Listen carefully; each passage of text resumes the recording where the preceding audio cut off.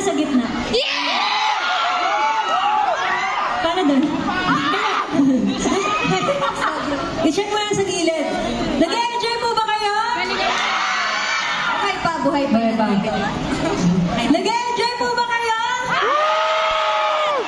Naku, kung nag-enjoy kayo, di nag-enjoy. Pero, ayun nga, maraming salamat po sa pagpunta sa aming second mall show dito sa 13. Pero, sad to say, but we have to... actually, kakantahin na po namin yun. Pinakabagong song. Pinakabago, as in super bago na ito, guys. 1 year na po ito. Para ano to ang lyrics na ito.